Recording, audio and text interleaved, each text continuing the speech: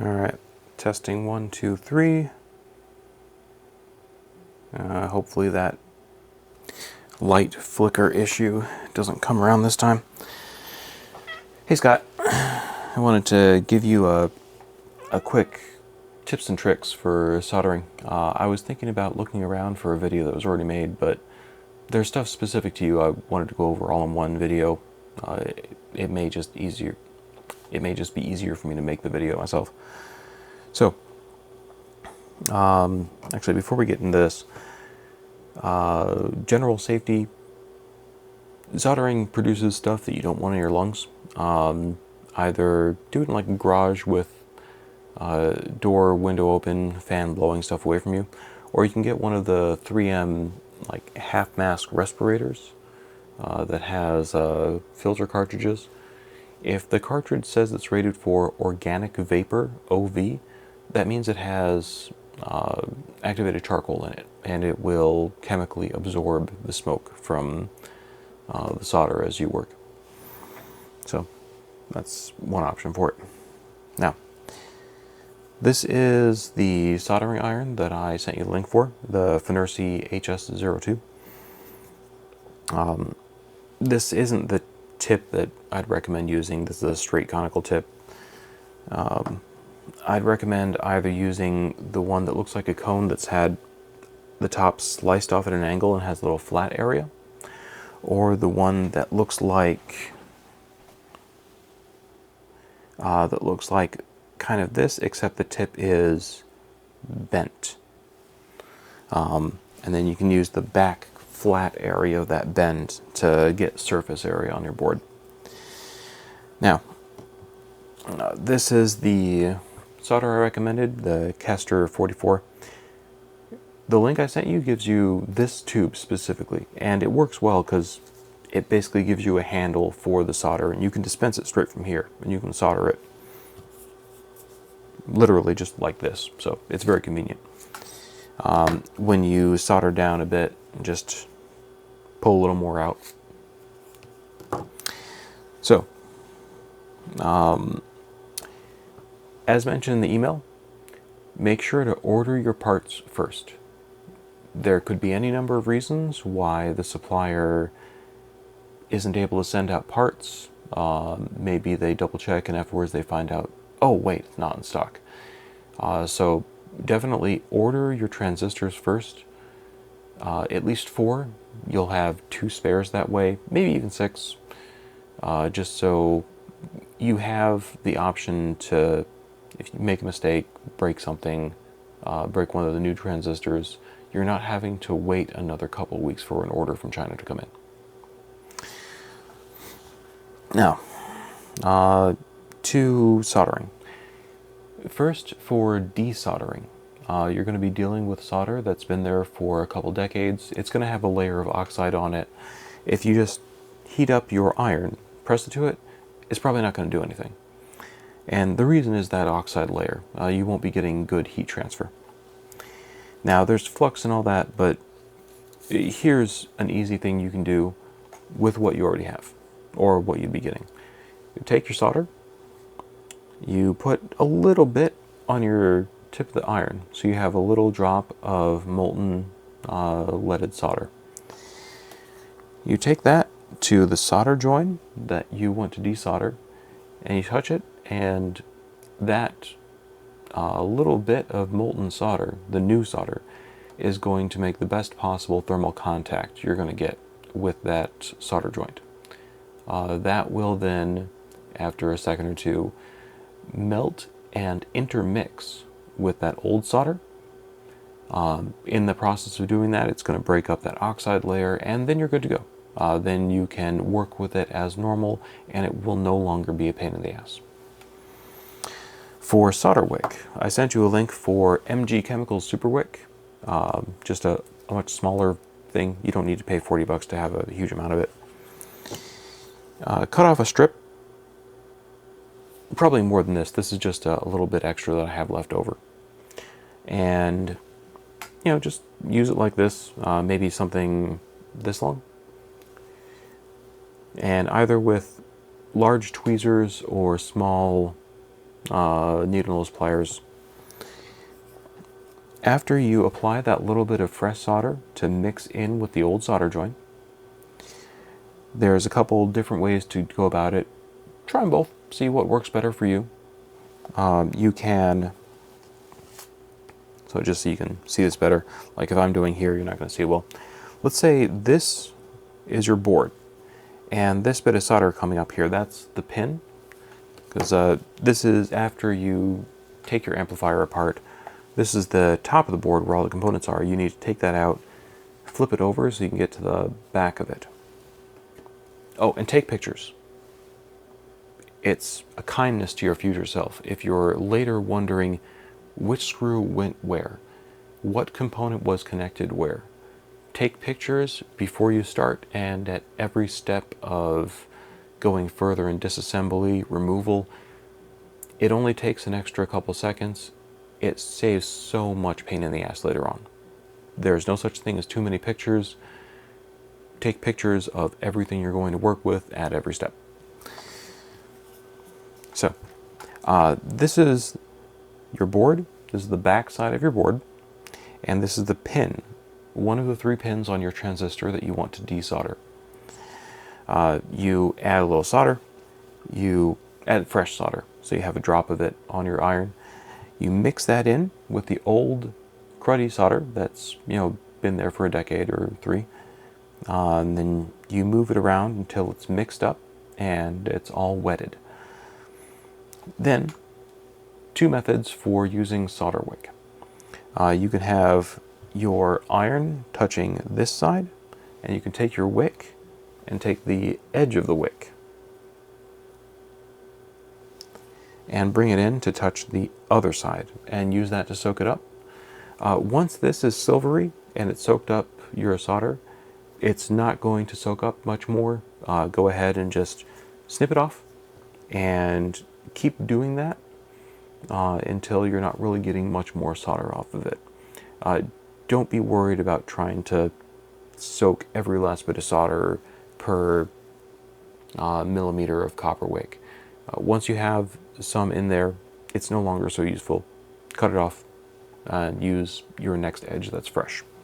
So method 1, iron on one side, wait until the solder is melted, touch your edge of the wick to the other to soak it up. Method 2, take your wick, place it over the solder joint, take your iron and place it on top of the wick, sandwiching the wick down onto your solder joint to soak up that way. And you can go back and forth between the two to see what works best. Maybe doing both, one then the other, then one then the other works best. Experiment. You'll get a feel for it. Once you've gotten all that solder off, you'll encounter one of 2 things. Either you'll feel that that pin is loose and can move around, or you'll feel that it's still kind of stuck to part of the edge of the pad or the inside of the via. VIA, is the term for that little hole that it's poked through. In that case, once the solder you can get is gone, let's say you can see that the pin is stuck to this edge of the through hole or the via. You can take your soldering iron, heat it up, and you can apply a moderate amount of force with this. It's not going to hurt it. I mean, don't grab like this and go, but you can press reasonably hard, and it'll be okay. And use that to apply heat while wiggling and varying the amount of force just to kind of break it loose of that last little bit of stick. Once it's broken loose, you can let go, and then move on, rinse, repeat for the next pin 2 and pin 3 of your transistor.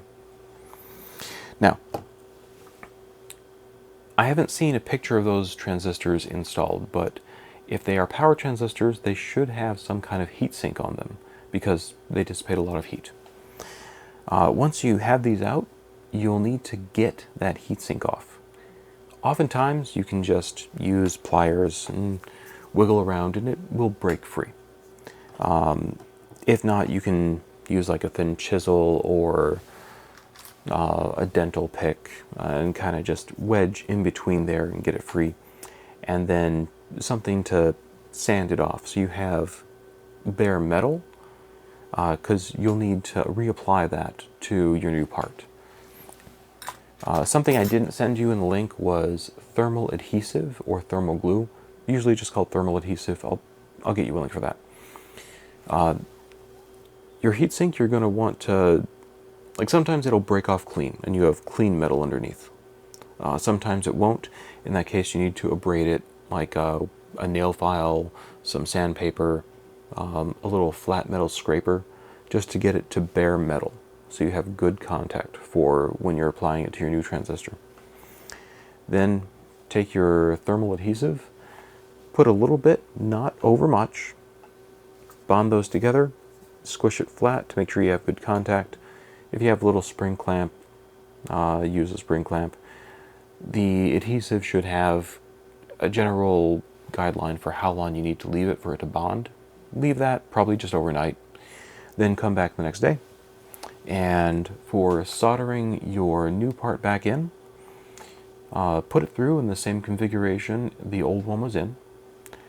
There's a few different ways to easily and cheaply hold it in place. You can take the pins and bend them a little bit so that it can't fall through once you turn the board upside down. You can also use sticky tack. There's a million names for it. It's the little putty that you use to hang poster sheets up. You can get it in any office supply store. It works great for this. It's removable. It holds your components in place. Just take a gob of it and kind of just wrap and stick your component in place on the top of the board so that it won't wiggle around. Then you can flip it over. And then to solder in place, much easier than the desoldering. Not that the desoldering is terribly hard. Take your solder, let's say the center of there is where the pin is. Wet your iron just a little bit. Place the length of solder against the pad. Then place your iron against the solder itself and just feed the solder in slowly, and you'll see it flow around and fill up that hole. And then you're good. It's just that simple. Repeat that for each of the 3 pins per transistor. Remove your sticky tack or what have you. Trim the length of the pins that are still sticking through after you've soldered so that it doesn't, contact on the metal shield of the housing of the amplifier. And that's it. After that, remember that these components are not the same power rating. I would cautiously, gradually increase volume to get a feel for what kind of volume you're getting out of it. You may get lower volume. It may come out the same. It depends on how it's using those amplifiers, like what stage of the circuit it's in. You may end up with more volume on one channel, or likely left speaker than right speaker, and then you'll have to use an equalizer setting to deal with that. It's the kind of thing you won't really know for sure until you do it. And then if you want to find out, okay, if I crank this to the max, is it just going to give me lower volume, or will these components actually fail and break? If you want to, you can do that. It's called destructive testing. And that's part of why you would want to buy like 4 or 6 of these transistors instead of just 2. But anytime you do that, it does have the risk of making something else go wrong somewhere else in the device. So if it's useful, if it's worthwhile for you to make that risk, that's up to you. But you could do that, like if it fails at 75% volume, and you find that, okay, it blew here point with this new component, generally around half of that power level or that volume setting is where you can consistently safely go. maybe 2/3, maybe. Probably not more than that. What else? We covered desoldering. Oh, yeah. With the HSO2,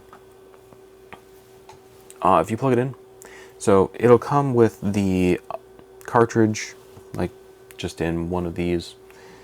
You just push it in firmly. It has a little bit of solder at the end to pre-tin it, so I don't want to like get it on my hands, but it just looks like that. You can just slide it in. And you push it in firmly, and then it's seated in there. After that, you plug in power, and it will, here, not sure how well this will be seen. Right now it's just flashing OK. If something's wrong, like if it's not getting enough power, or if this isn't in there, and this, until you press OK, it's not hot yet. So it'll complain and give you an image of put the cartridge in. It's still not heated, and if you press OK, it will immediately start to get hot. It gets fully hot in like 6 seconds. After that, obviously, don't touch there.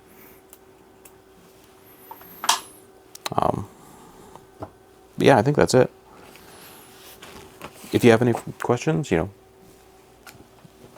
ask. Yeah, we're good.